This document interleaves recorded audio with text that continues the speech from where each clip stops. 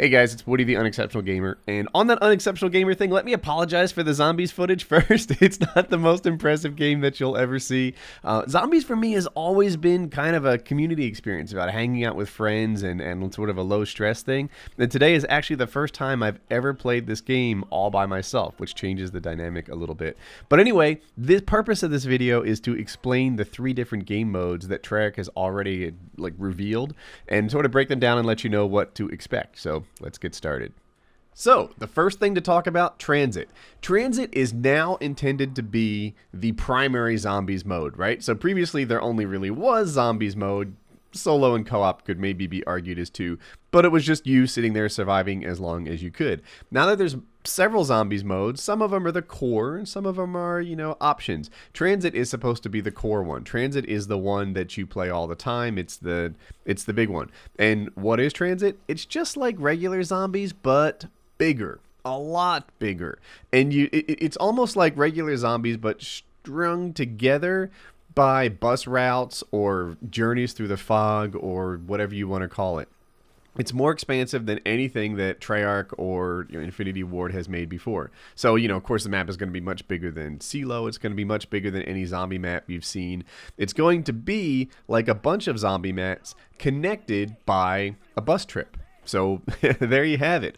I don't know for sure if there's going to be all the goodies that exist in the zombies world in each of the different areas that you can take a bus to. For example, is there a pack-a-punch machine in each one? Is there a Juggernaut cola drink, in each one? Is there, quick revive and all those other things that you're used to doing in each of these areas that you can take a bus to? Or is it a giant map and you have to start taking your bus to each one and you just start hanging out by Juggernaut or something?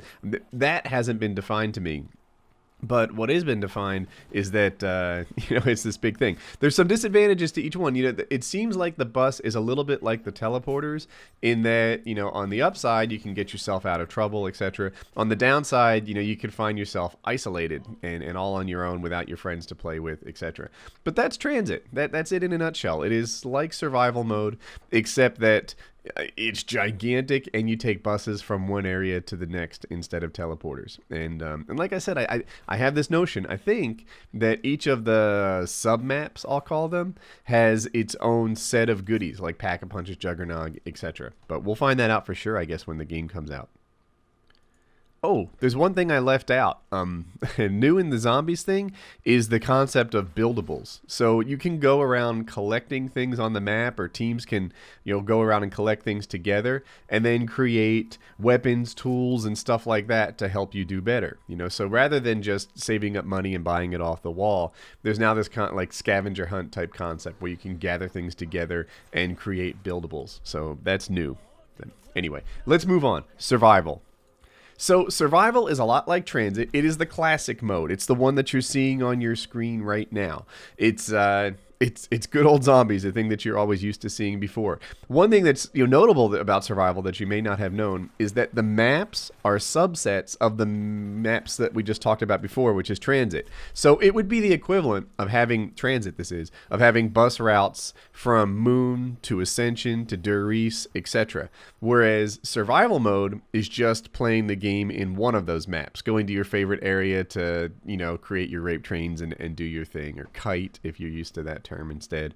But yeah, survival is the classic zombies mode where you just play like you always have before. And the last mode is grief.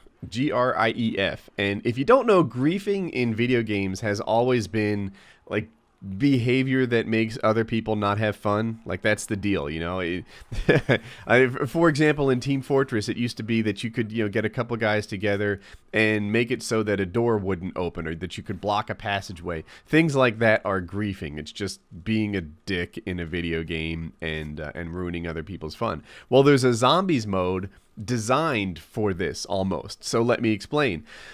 You play in the world of Tranzit, which is to say all the zombies maps linked together doing their thing. And then it's two teams of 4v4, or up to 4v4. I suppose you could play grief one-on-one and such.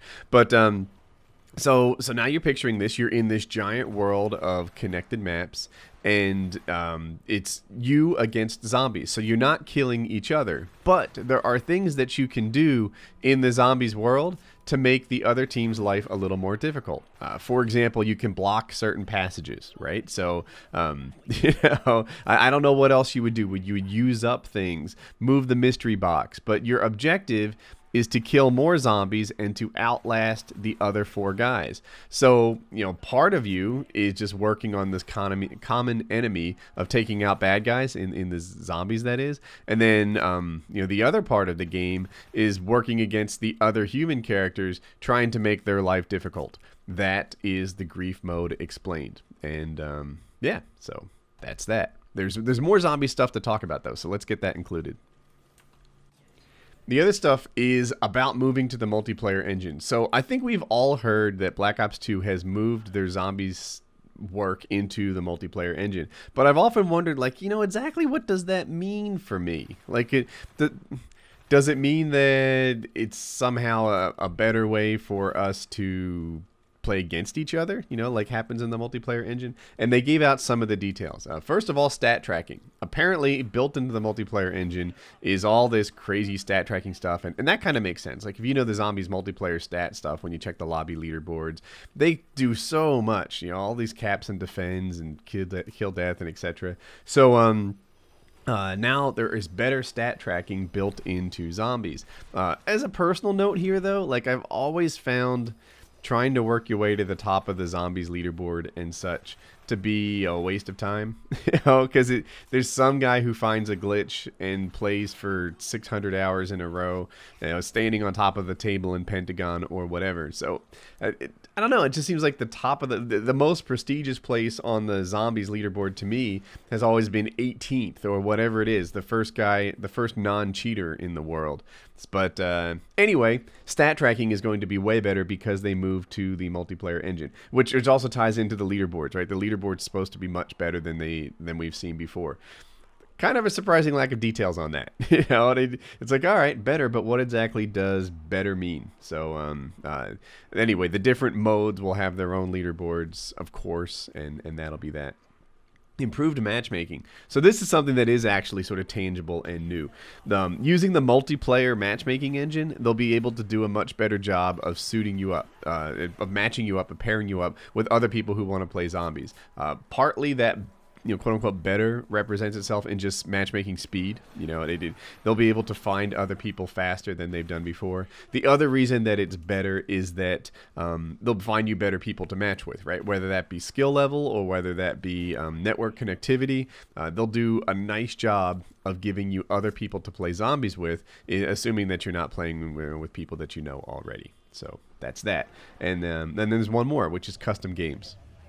So to me, Modern Warfare 3 broke new ground in what happens with these custom games. I really like the way that you could create default weapons for people, and games like All or Nothing were born. Games, there were a lot of new things that were created with the giving, in private matches in Modern Warfare 3, giving me the ability to set up new custom games. Right now we play bumper shields dominations and stuff like that because it's fun. We can do throwing knife only matches, etc.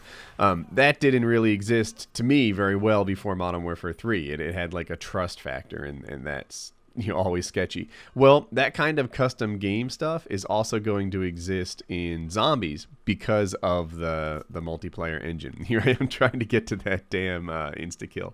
But anyway, yeah. So they'll be able to do things that set up custom games that you've never been able to do before. For example, you'll be able to turn off, certain perks, right? Maybe there's no Juggernog in your thing. Maybe there's no magic boxes, and you just play off the things you find on the walls. You can set it up to be headshots only, and then a bunch of other things that they haven't defined yet. But it's a variation. Maybe you want to play zombies and you don't want it to take forever. You can make it headshots only or something like that. I don't know, but that's something new that they're doing. They're making it so that. Does that thing normally get there? I don't even know. But they're making it so that you can customize zombies, whereas now I don't think any of that exists even a little bit. So that's what's new about zombies. That's what they've released so far. I hope that you guys enjoyed the video, and now I'll take you to your outro. If you liked the video, be sure to click like. If you're new around here, click subscribe in the top right corner and see future stuff from me. 2 vids you may have missed on the left. Twitter Q&A. I answered your questions. Crazy stuff about Hope's future sex life, fake YouTube drama, live streaming, more. And on the right, I talk about Borderlands 2 and give my review as to whether or not it's worth buying. So that's it. Have a good day. Talk to you later.